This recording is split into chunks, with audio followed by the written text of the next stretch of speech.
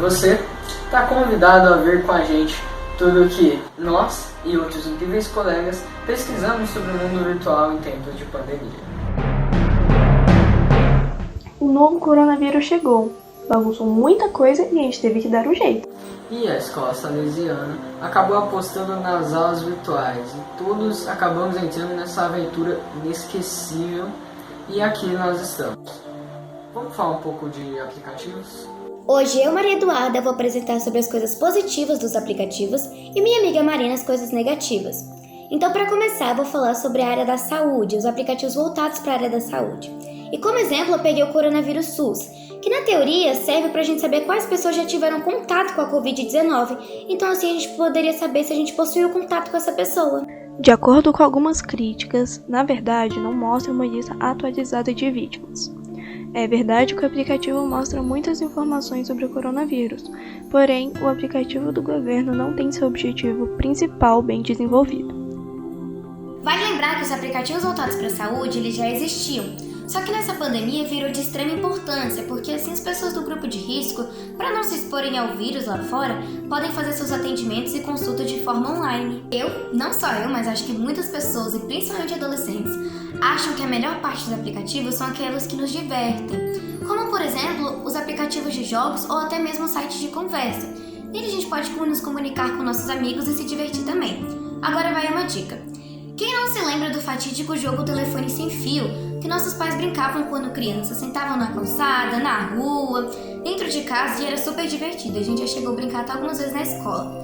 Hoje em dia tem ele disponível na internet, para muitas pessoas jogarem cada uma da sua casa respeitando o isolamento social. E neste momento tão difícil de pandemia, tem alguns aplicativos que vêm ajudando muita gente, principalmente nós estudantes e também os professores, que são aqueles aplicativos onde a gente tem o nosso home office e nossa escola também. Aqui na nossa escola a gente está usando o Meet e o Moodle. Esses aplicativos, um a gente usa para ter aula, que é o Meet, e o Moodle a gente coloca nossas tarefas e os professores podem corrigir também. Temos também os aplicativos de delivery, que não servem apenas para delivery de alimentos, mas também para coisas de mercado, farmácia, coisas até de empresa mesmo. E por último, mas não menos importante, também nós temos os aplicativos de controle financeiro, que não servem apenas para investidores, mas também para pessoas que querem guardar o seu dinheiro. Então, por exemplo, determinado mês eu só quero gastar determinada quantia, então vou colocar lá naquele aplicativo o quanto que eu quero gastar e vou anotando os meus gastos. Assim eu posso me controlar e quem sabe até fazer uma economia. A internet vem nos causando muitos malefícios, como a síndrome do like fantasma, que é quando temos a sensação de que recebemos uma ligação ou uma mensagem, a depressão, a nomofobia, que é quando temos o medo irracional de ficar sem o celular, e a ansiedade. Esses são só alguns poucos exemplos do que vem acontecendo aos jovens de nossa geração. Após a quarentena, segundo a Cantar, os brasileiros ficam em média 8 horas por dia conectados, enquanto em 2016 eram somente 3 horas por dia conectados. Recentemente, realizamos uma pesquisa com as turmas do 7º ano da Escola Salesiana Brasília, em que a maior parte dos alunos fica mais de 3 horas conectados, e aqueles que leem, a maior parte lê somente entre 30 minutos e 1 hora. Se por um lado essa interatividade cotidiana nos causa malefícios, até que por outro veio a cagar. Durante a pandemia, surgiram muitos novos empreendedores usando justamente essas ferramentas virtuais para conseguir sobreviver. Eu só pensava em celular, tablet, computador, joguinho, Insta, Whats, e era de dia, era de noite, de madrugada, até que um dia eu buguei. Aí uma vozinha dentro de mim ficou me lembrando das tarefas de casa, das avaliações, das aulas virtuais. Sabe como é? Consegui entender que tudo tem o seu momento e que eu precisava me dedicar aos estudos com a mesma vontade que tinha de ficar teclando com os amigos. Mas nem todo mundo consegue dar esse clique e perceber o mal que pode significar ficar ligado 24 horas no mundo virtual. A agência internacional We Are Social mostrou em uma pesquisa realizada em 2015 que o brasileiro era o terceiro povo que mais ficava conectado no mundo, atrás da Tailândia e das Filipinas, a grande campeã da conexão. Naquela época, a gente passava mais de 9 horas na frente de computadores, celulares e tablets. Outro levantamento foi feito por Mary Meeker, analista conhecida como a rainha da internet. Apontou também, nessa mesma época, o tempo exato dedicado a cada um dos nossos aparelhos queridinhos. Isso há 5 anos e sem pandemia, sem confinamento social. Podem imaginar como está sendo agora? Mas tem gente que, além de ficar super ligado no computador, ganha dinheiro com isso. Meu irmão, chamado André, viu nisso uma oportunidade de trabalho e se dedicou bastante para conseguir se controlar para jogar e trabalhar. Meu nome é André, eu tenho 27 anos e eu trabalho com audiovisual, mais especificamente como editor de vídeo. E eu gosto bastante de jogar. E acontece agora que, principalmente durante a quarentena, mas mesmo no meu trabalho, eu acabava tendo os jogos que eu gostava de jogar no mesmo computador em que eu trabalho. E aí ficava um pouco difícil de equilibrar. Mas o que eu consegui encontrar 2 estratégias. A primeira é a seguinte: como o meu trabalho é por demanda, eu preciso entregar determinado vídeo, é sempre por uma entrega. Então, eu sei mais ou menos quanto tempo eu vou levar para fazer um trabalho, até porque eu cobro por isso, eu cobro por horas trabalhadas, e aí eu consigo me organizar. Eu tenho 5 dias para fazer um vídeo que eu sei que eu vou levar 2,5. Então eu sei que ali no meio eu posso colocar um tempo de diversão, um tempo de descanso, alguma coisa assim. Claro, sempre deixando uma margem, né? Porque vai que dá alguma coisa errada, falta energia, que já aconteceu várias vezes. E a outra estratégia que eu encontrei, que até me incentiva a trabalhar, porque nem sempre a gente gosta daquele exato projeto que está fazendo, né? Eu coloco algumas pequenas recompensas. Eu faço, por exemplo, eu sei que esse vídeo aqui eu vou levar 20 horas para fazer. Então, a cada 3 ou 4 horas, eu posso parar de trabalhar um pouco e começar a jogar um jogo. Jogo durante 30 minutos, 40 minutos, 1 hora, depende muito do jogo, depende do trabalho. E aí eu faço isso, intervalos de trabalho e pequenos intervalos de jogo. E assim eu consigo, funciona até como uma recompensa. Olha, se eu conseguir trabalhar aqui seguido, sem desfocar, durante 3, 4 horas, ou então se eu conseguir terminar 50% desse vídeo, 30%, quanto for, eu vou me recompensar de uma forma que é jogando um pouco, alguns minutos. E assim eu tenho levado, tem funcionado bem. A influência do que rola na internet é tão grande que pode até modificar a ordem política mundial. Querem ver? Em 2016, nas eleições dos Estados Unidos, a Rússia acabou influenciando os eleitores com o objetivo de causar um caos no país, usando de algoritmos de recomendação de plataformas e espalhando fake news. Isso, obviamente, manchou a reputação das redes sociais. Você acha que seria possível um país mudar os resultados de eleições em outro país? Sim, até acho que seria possível, mas muito difícil que isso ocorra. E quando a gente fala de um país incentivar a mudança de resultados de eleições de outro país, nós estamos nos deparando com a questão da soberania.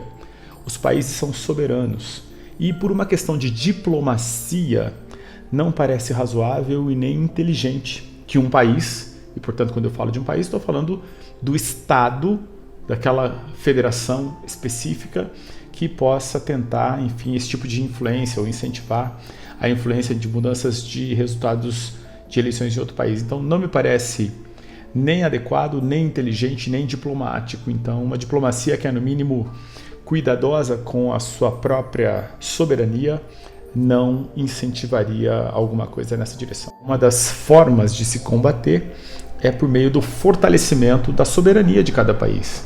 Quando nós pensamos a soberania, estamos pensando efetivamente naquilo que diz respeito à guarnição do seu próprio povo. Se os países têm a sua própria proteção, que é o seu ordenamento pátrio, sua legislação própria, é claro que ele não vai aceitar esse tipo de interferência, porque se trata efetivamente de uma interferência inoportuna, para não dizer inadequada. Então, que forma se tem para combater isso? Os países mesmo já têm formas de combater esse tipo de equívoco, no mínimo. Agora, para além dos países, nós poderíamos ter grupos dentro dos países fazendo isso. Bom, isso não teria a menor relevância, porque esses grupos existem e vão ganhar força cada vez mais, mas sem expressão do ponto de vista de mudar algum tipo de resultado de eleições. Mexer com nossa cabeça, nossos sentimentos. Essas fake news são realmente a praga do século XXI. Desde que o homem viu que tinha capacidade de se comunicar lá no tempo das cavernas, Descobriu também que podia enganar os demais. E a tal da mentira, que mesmo com perna curta, foi longe. Atravessou muitas eras. Durante a Segunda Guerra Mundial, Goebbels, que era o ministro da propaganda do governo de Adolf Hitler, dizia: uma mentira repetida 1000 vezes torna-se verdade. E é nisso que acredita quem crê e espalha as fake news hoje. O termo fake news é mais antigo do que parece. Segundo o dicionário Merriam-Webster, essa expressão é usada desde o final do século XIX. O termo é em inglês. Se tornou popular em todo o mundo para denominar informações falsas que são publicadas principalmente em redes sociais. Saudade de aglomerar, né, minha filha? Esse poder na internet de viralizar uma frase, uma careta, uma situação.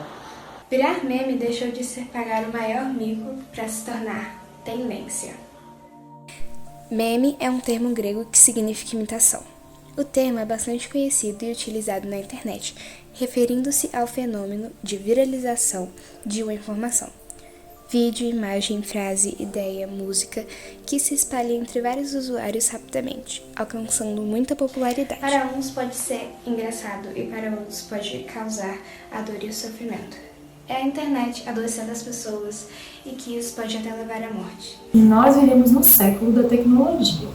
Tudo que a gente faz envolve, em alguma medida, novas formas de conexão, de comunicação.